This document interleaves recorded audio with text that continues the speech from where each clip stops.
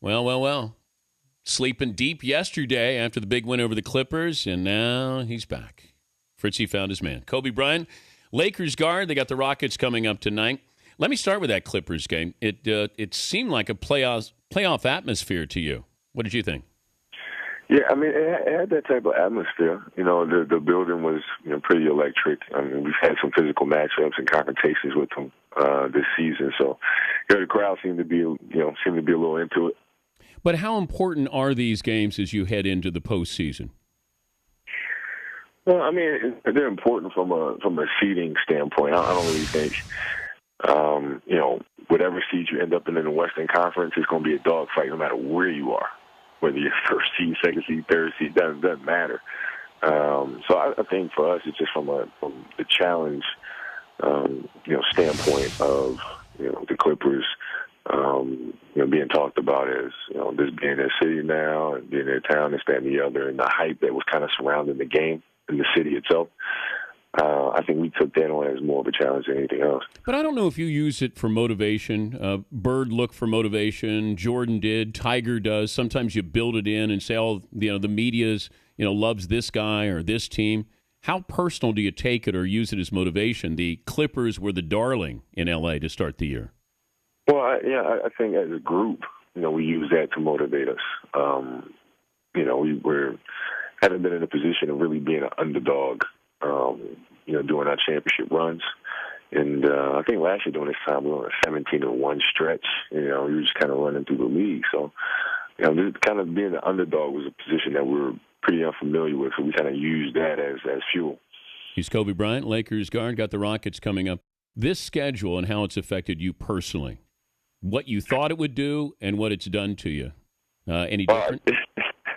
I found myself getting a little bit more rest than before.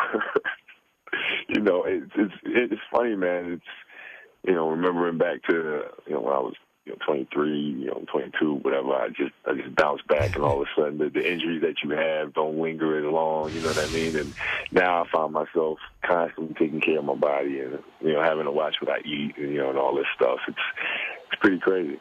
Any parallels? Can you reflect back when you were Andrew Bynum's age of what he's going through and maybe how he's being handled? Well, I think the thing that we both have in common, when I was his age, is the drive to prove himself. On the court, he's very hungry to prove that he's one of the top players. And he goes out every night and tries to do that. You can tell when he plays with confidence. He plays with, determination, no matter who he's matched up against, to prove night in and night out that he's one of the best. But does he need to be handled, motivated? No, I don't think so. It probably comes from, playing for Phil all these years and kind of how he's dealt with players and how he dealt with me and Shaq and, and Powell and, so forth and so on. Sometimes you got to let players just kind of find their own way. Not that you let them, do whatever it is that they want to do, but you kind of let them find their own way a little bit. And, he's out there performing extremely well. So kind of whatever he's doing, the edge that he's gaining from how he's preparing for games is clearly working. But there's so much talk, and I was trying to figure the Cliff Notes version of this season for you with the Chris Paul, Dwight Howard rumors, who was going to be traded, Powell. I mean, you guys have gone through an awful lot. You haven't even got to the postseason yet. Yeah, isn't it crazy? I mean, it's one of the beauties about playing in Los Angeles that there always seems to be a story, and but we have a mature enough group that we can withstand those type of things. We've been through a lot, on the court, and it's just kind of becomes old hat to us. We just continue to plug away and do our job.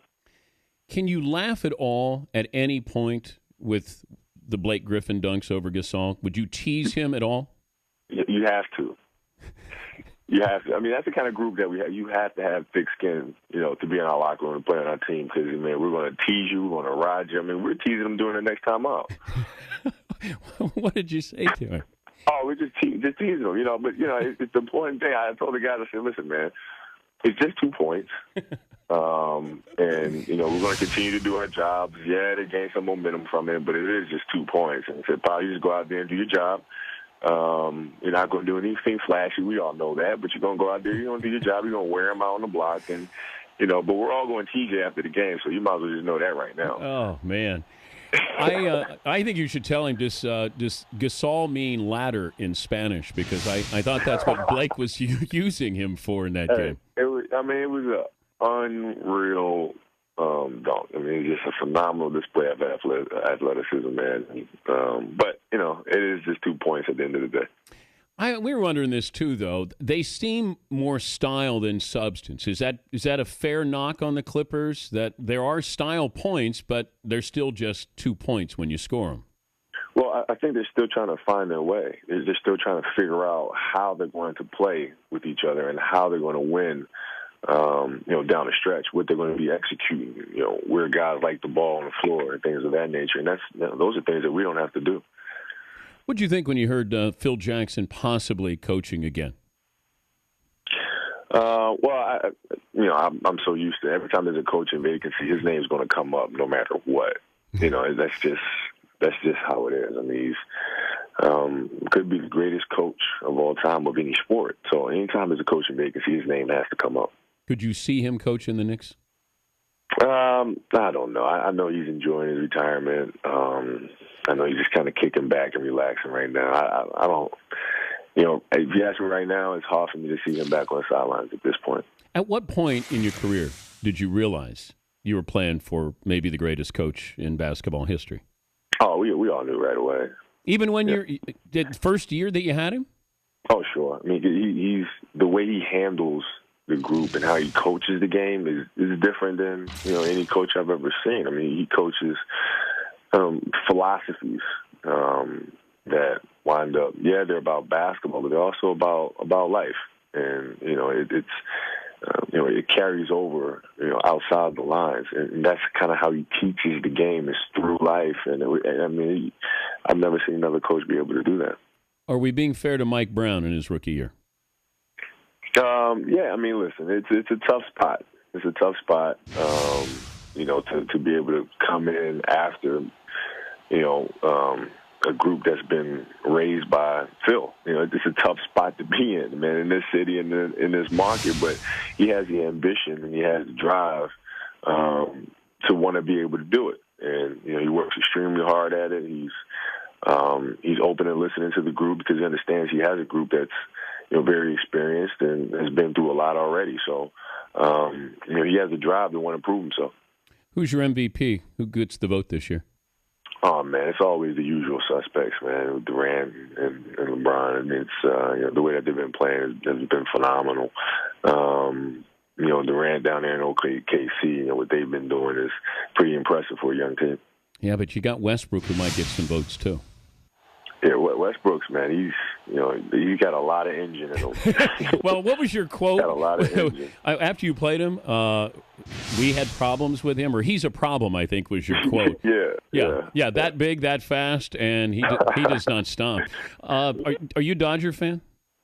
I'm a Yankee fan. Wait a minute. Magic's now owning the Dodgers. You're not going to convert? Does that mean I should convert? No. If you're a Yankee fan, not at all. Yeah, not at all. But I support the Dodgers. Now, I've been in LA for 16 years, man. I mean, I support the Dodgers. I support, Anaheim. I was happy to see them land Albert Pujols and the big free agents that they landed. And it's good. It's good for the market. Do you see what kind of baseball player would you have been? Not very good. Why, you couldn't hit? Nah, the curveball was just twisting me all up. Yeah, but I could have you in center field. I could see you being like a Torrey Hunter. Yeah, but I can't be out there being a dead man on the plate. Yeah, you'd be batting eighth in the lineup, ninth? Oh, my gosh. It would be an atrocity, I'm sure. What happened with the Yankees, though? At what point did you say, that's my team? Growing up in Philadelphia, a Yankey fan? Yeah, I was, actually. I mean, I'm a diehard Eagles fan, Flyers fan, but I was a fan of the Pinstripes, man. Yeah. Well, get some more rest. Thanks for joining us, and good luck in the playoffs. No, thanks, Dan. Appreciate it, brother. All right, buddy. Thanks. Kobe Bryant. Fritzy found his man. He tried to get away from you. You always get your man. You're a lockdown defender.